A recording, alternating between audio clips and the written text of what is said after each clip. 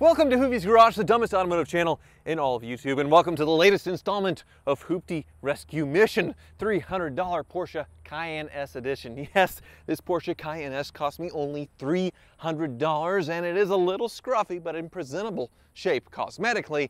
But mechanically, we discovered in the last video that it has a bad motor. Now, before I discovered this little fact, I had given myself a budget of only $3,000 to sort out this $300 Porsche Cayenne S, and well, it didn't seem possible. The labor to replace the engine is $1,600, and the engines themselves, the cheapest I could find was $1,200 or $1,300. So by the time I did that, that's nearly all of my budget, and there are some other things that need to be fixed. But thankfully, J&J Auto Wrecking came through for me. They sent me an engine for free. They supplied me tons of parts for weird cars in the past, helping me bring back my Hummer H2, a Maserati Quattroporte, and countless other cars. So they're really helping me in the pinch here. Free motor. But first I want to discover what has gone wrong with this Cayenne S's engine. And then we're going to drop it out. It's more the royal we. I'm just going to watch Johnny do it and then replace it with the new engine. Unfortunately, Johnny placed it outside again, so we're gonna have to push it back inside. And this one's a very heavy one. At least we have a little help this time, but in order to get help, I had to do a shout out to a YouTube channel, Velocity Garage Mike, one of the pushers. Subscribe. Definitely worth it compared to last time. Oh crap, a pole. Don't hit the pole. So just to recap here, the engine cranked and cranked and cranked and cranked and then suddenly stopped. Why did it stop, Johnny? I have no idea. It just locked itself. And so now you're connecting to the crank pulley, which should be able to move it by hand. Yeah. And nothing? A whole lot of nothing. And that's with the spark plugs off, so it's not vapor locked either. Bunch of fuel in there or something. Nope. So she did. It was funny because we were checking spark, we were checking fuel, everything was fine. And as soon as we were ready for compression. So what would have caused that? Let's pull the oil filter and see if there's any metal shavings in it. Okay. What a mess.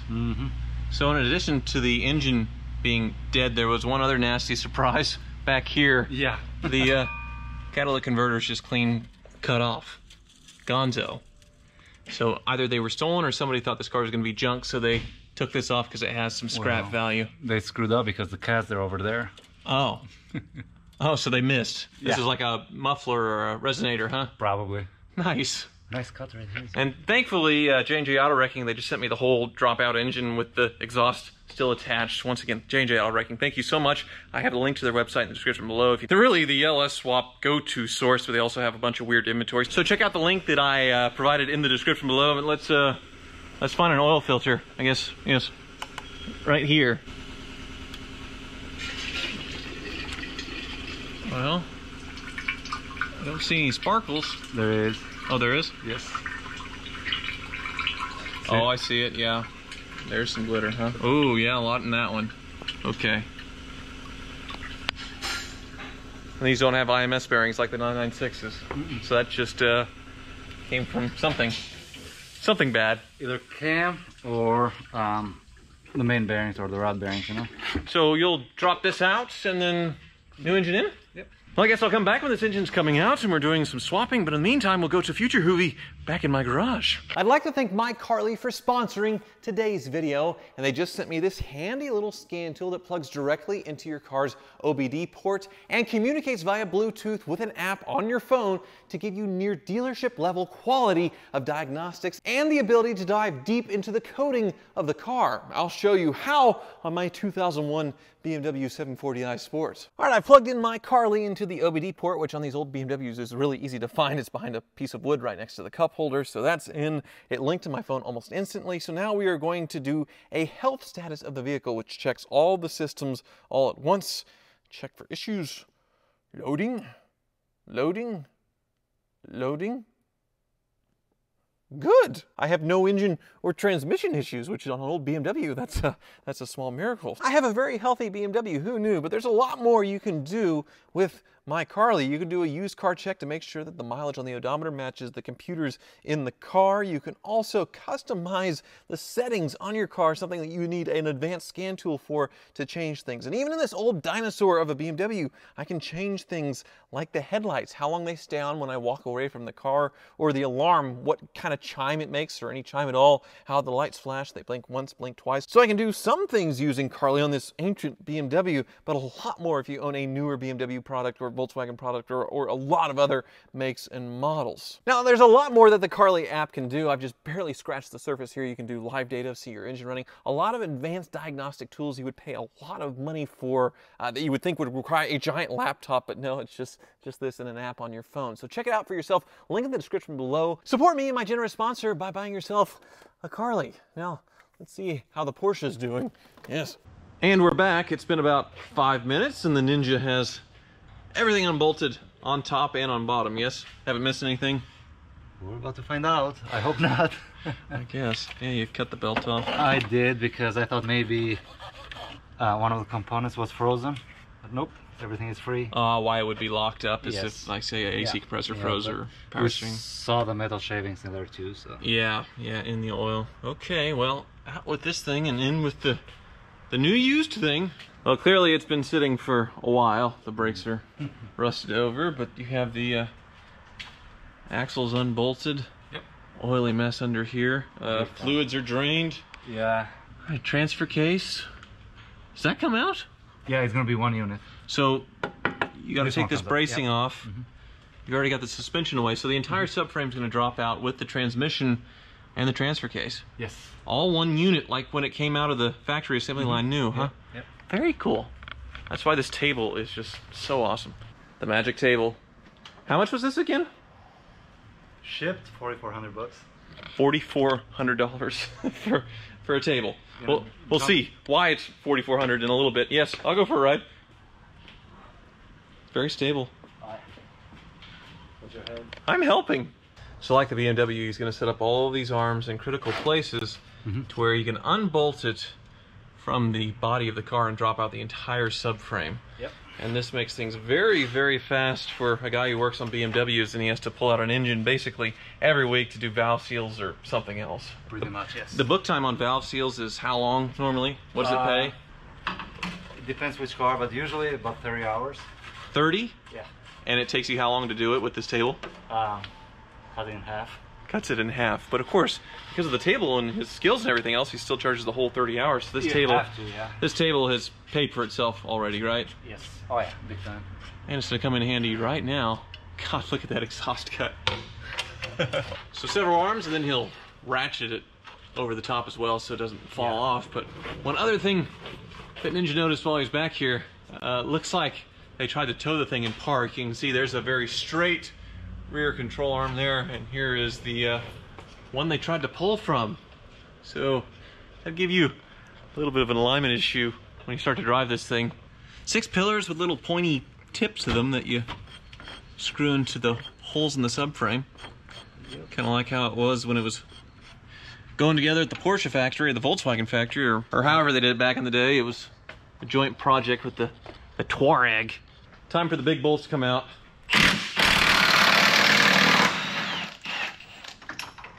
Impact. Or should I keep doing this Chris Fix style? What's up, guys? Chris Fix here. I can't, the hand thing. Well, he talks with his hands.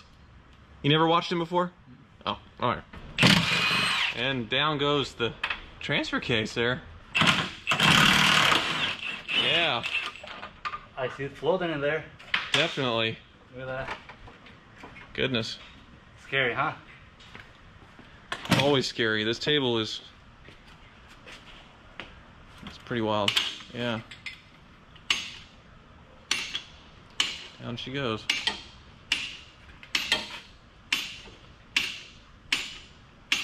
Well, I'm seeing a symbol that you don't want to see on a Porsche. Wow. It's big. Yeah. Still looking good in the back? Yes.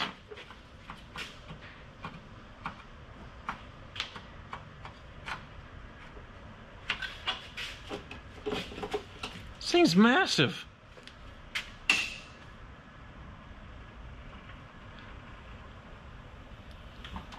I mean, it is a V8, a 4.5 liter V8, but still, you don't expect there was something. This. Ah, just a plug? Yep. Okay. I want to give my table a hug. Yes. Good job, table. Yep. Not bad for a first time, right? No, not bad at all. So you have to unmate the transmission to the engine, which is going to be challenging, yes? Challenging, yeah, because you cannot spin the engine. Well, you're also going to put a camera down in here? Yeah, and see what's up? Just to clear my mind, you know? Ooh. Oh, look at the walls. That's nasty. Look at the walls. Look at that. Right here. It's scratched up, yeah. So your vandalism theory? Might be right. How can we tell? Wizard likes to drink fluids. Maybe we could have him over for a wine tasting or something. Yeah. See if he tastes sugar in the gasoline. Yeah. So you're concerned if somebody vandalized it, which would be sugar in the tank or something like that, then we go to the new engine, put it in, and it runs for a little bit, and then the exact same thing happens, yes? Yeah. Yeah. Huh. Well, I guess I should authorize a little detective work in the meantime while you are swapping this over. All right? At least we'll pull the fuel pump out and see if there's any sugar inside, yeah? Sure. All right, well, let me know when you do that and you have this thing back in ready to start, huh? Well, it's been about 15 or 20 minutes or so, and the Ninja's already called me, said come back. He's got the engine in, and it's ready to start. Yes? Pretty close? That only took you like 20 minutes. Now, J&J sent me this engine. It was out of a wrecked car that they didn't have the keys to. He looked at it and assumed the engine was good. We're fingers crossed on that, because it was $1,600, yes? $1,600 to do it all over again if this one isn't good. It bangs at bones. Service now. Four-wheel drive system faulty. Well, the battery was off. Ah. Well. That just popped right over, didn't it?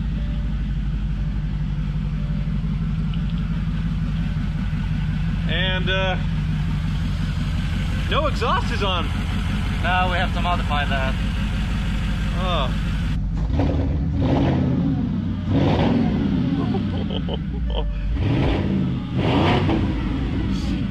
Yeah? Yeah, that's a noise. How about the shifter? Is it still... I still have to put it together. It's locked, yeah. It's okay. Because of this, that's why. Ah. I'm gonna try to put it back together. If not, I'll call my buddy and we get one from him, so... Okay. We're good on that. So. Yeah, we even have an aftermarket radio in here. Plenty of faults, but a running $300 Cayenne S. Well, now $2,000, I suppose, yes. Yeah. I haven't paid the bill yet, though. Oh, yeah. Well, that's quite a bit of progress, but we still have a long, long way to go. It doesn't shift into gear, there's a bunch of lights on, and who knows what else doesn't work. But it's a running Cayenne S. We're now at $300 plus $1,690 in labor, so my total $3,000 budget to repair this thing, we're barely past the halfway point. So there's plenty of room to get this thing back on the road, but Porsche parts can be expensive, so fingers crossed. Until next time, there's also a lot of cleanup to do. Thank you for watching.